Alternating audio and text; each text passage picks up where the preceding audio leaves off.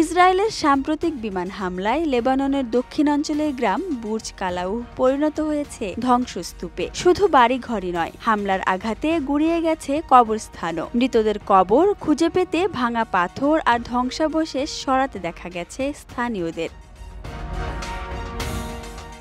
কেউ হাতুড়ি শাবল দিয়ে কবর পরিষ্কার করছেন, কেউ আবার নাম ফলকে জমে থাকা ধুলো মুছে খুঁজছেন প্রিয়জনকে। যেন বুক ফাটা আর্তনাদে কেঁপে উঠছে গোটা গ্রাম।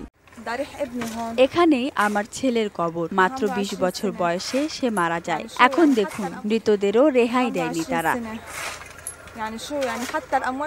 ইসরায়েলি সেনাদের দাবি, এসব ভবন ব্যবহার করছিল হিজবুল্লাহর সদস্যরা। তাই বিমান হামলার আগে বাসিন্দাদের ৫০০ মিটার দূরে সরে যেতে নির্দেশ দেওয়া হয়েছিল। কিন্তু লেবাননের জাতীয় সংবাদ সংস্থা জানায়, বুর্জ কালাউ ছাড়াও মাইস আল জাবাল, কফর টিবনিত, ডেব্বিন ও আল শেহাবিয়েহ সহ একাধিক গ্রামে একযোগে বোমাবর্ষণ চালানো হয়। মুহূর্তেই গুঁড়িয়ে দেওয়া হয় অসংখ্য বাড়ি।